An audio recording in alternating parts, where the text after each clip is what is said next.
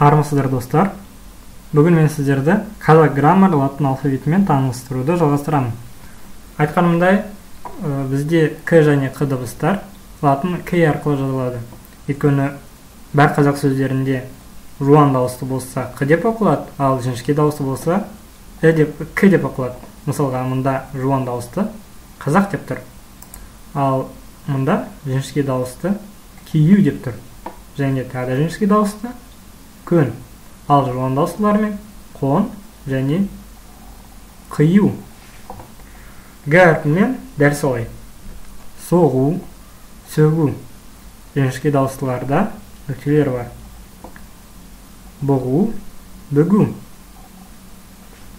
К мен Г әрпі туралы айттық, енді У және И әрпі туралы айтайық. Біз уды W деп қойдық. Неге екен, қазір сіздерге түсіндірейін.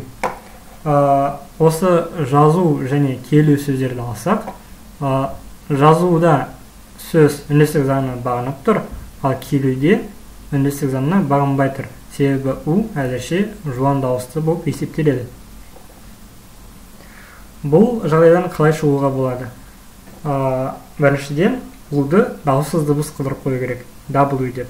Келесі, екі дауыссыз дыбыстың арасында не жуан, не жіңішке әріп тұру керек. Мұнда жуан, мұнда жіңішке болып тұру керек. Мысалға, жазу, келу. Мұнда жуан дауысты, үндестік заңына бағынып жазу деп тұр. Ал екінші нұсқада, екінші сөзде келу деп тұр. Мұнда деп тұр. Жұмыс нұсқасын бізге ұсынған сөздерде дәл осылай жазу деп жазып тұрды. Осы Z және H, Z және W қатар кете алмайды қазақ тілінде. Өйткені қазақ тілінде екі дауыссыз дыбыс қатар тұра алмайды. Ал мұнда сол заңдылықтардың бәрін бұзып жазу деп тұр. Жарайды, жұмыс нұсқасы бұл мәселені өзі шешсін. Біз ұсынып атқан сөзді алсақ, келесі буын. Мына жерде Б мен W қатар тұр, ал бізде екі дауыссыздың арасында О тұр. Бұ, У, О, Н. Буын. Бу деген сөзді дәл солай бу деп жазамыз. Б, О, У. Біз оны тез оқығандықтан, тез айтқандықтан, осы О-ны байқамай қаламыз. Бірақ осы О бар. Бу. Әлде су деген сөзді мұнда S, W деп тұр жұмыс нұсқасында. Сөз, түгел сөз, үш әріптен тұрған сөз бәрі дауыссыз дыбыс арқылы белгіленген деген, ол бірінші рет әлемде. Ондай сөзді біз не ағылшын тілінде, не орыс тілінде байқай алмаймыз. Сондықтан біз осыдан бас тартып, дұрыстап S-O-W-E-W деп жаздық. Су. Яғни охлаждаться. Енді сізге нақтырақ түсіндіріп берейін, қай жағдайларда қалай уды жаза аламыз. Дауыстылардан соң дауыссыз дыбыстар У деп жазылады. Осы У дауыстылардан соң дауыссыз болып жазылады. Мысалға, ауа, А, У, А. Өйткені оның алдында дауысты дыбыстар, сондықтан мына жерге тағы да дауысты дыбыс қосатын қажеттілік жоқ. Алау. Сөздің бірінші буынында және бір буынды сөздерде О және У жазылады. У. Уақыт. Енді жуан сөздің басқа буындарында О және У деп жазылады. Ай, У. Аю. Туу. T-O-U-A-U. Туу. Шаруа. Шаруа. Шаруа. Есіңізде болса, бізде Ш латын Си арқылы жазылады. Шаруа. және жіңішке сөздің басқа буындарында және у арқылы жазылады. У. Елу, еру, серуен. Осындай жазуды біз ашқан жоқпыз. Осындай жазуды әлдеқашан біздің ата-бабаларымыз пайдаланған.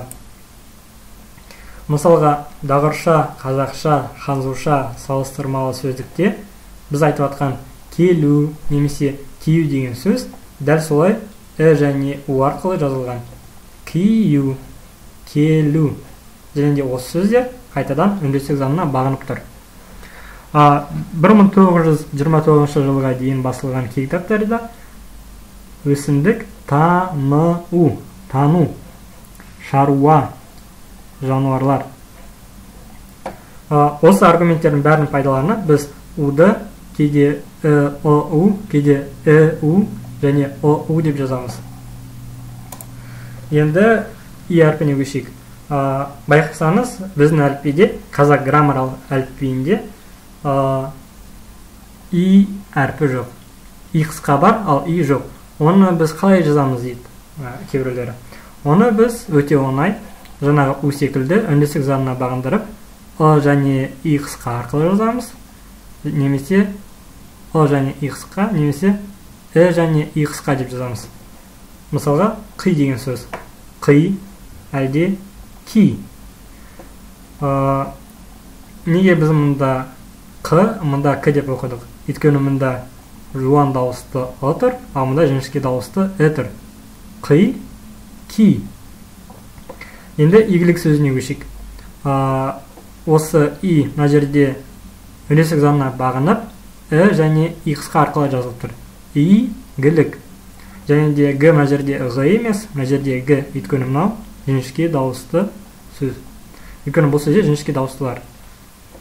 Игілік. Ал жұмыс нұсқасын алсақ, жұмыс нұсқасында және и бірге латын ай арқылы жазылады. Сондықтан мұнда игілік деп тұр ма, әлде игілік деп тұр ма, әлде игілік деп тұр ма, белгісіз. Келесі сөзге көрсек, мұнда фин деген ұлт тұр. Орыстар оларды фин десе, қазақтар оларды пін дейді. Өйткені қазақ тілінде ф әрпі жоқ.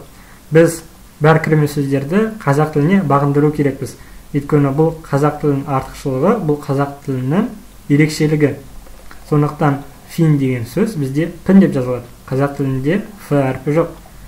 Қандай таза қазақ тілінің сөзін алсаңыздар, бұнда ф әрпін таба алмайсыңдар. Берлин. Берлин деген сөзді біз Берлин дейміз. Ал мұнда жұмыс нұсқасында Берлин деп тұрма, әлде Берлин деп тұрма, тағы да белгісіз. Өйткені жұмыс нұсқасында осы ай, да, и да. Сол ға да, иға да тең. Енді нақтырақ тағы да и жайлы айтып берейін. Қазақтың төл жуан сөздерінде мен және и қысқамен жазылады. Қию, тыйын. Қазақтың төл жіңішке сөздерінде және и арқылы жазылады. Кию, киін. Және де и дыбысы өте көп кірме сөздерде еге, ға және иге ауысып кетеді. Мысалға, еге ауысқан көрсетейік. Интернет, билет, Иран. Осы интернеттің дәлелін сізге алда көрсетеміз. Ал билет деген сөз бәріне таныс. Сіз енді қазақ тілінде сөйлесеңіздер, балам билет алдың ба деп сұрайсыздар. Сондықтан осы билет деген сөз билет деп жазылады. Иран, Иран. Енді идің ға ауысқанын көрсетейік. Арабтарда иттифақ деген сөз бар. Бұны қазақтар, намысты қазақтар, иттифақ деп оқымай, ынтымақ дейді. Өйткені бұл қазақша дұрыс ынтымақ деп оқылады. Біз де дәл солай иттифақты ынтымақ деп жазамыз.